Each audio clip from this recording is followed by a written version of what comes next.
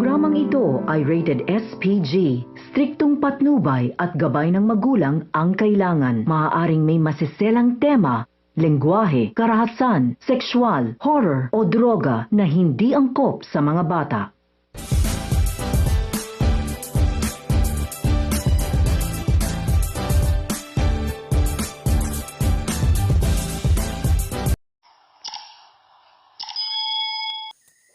Dahil sa hindi mahanap si Hope, pupuntahan ni Dayan ang bahay ni Kara at nagsama sila ng mga pulis. Takang-taka naman si Kara kung bakit napasugod si Dayan.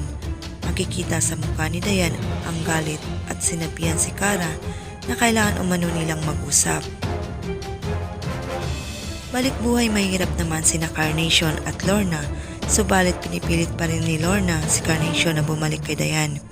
Kung gusto niya umano umayos ang kanyang buhay, dapat unahan niya umano si Hope.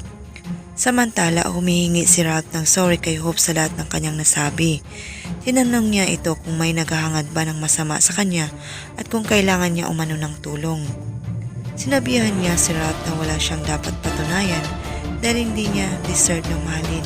Dahil hindi siya tao, pinag-eksperimentahan umano siya dahil hindi siya normal. At inamin niya kay Ralph na isa siyang clone. Matatanggap kaya ni Ralph ang kanyang pagkatao?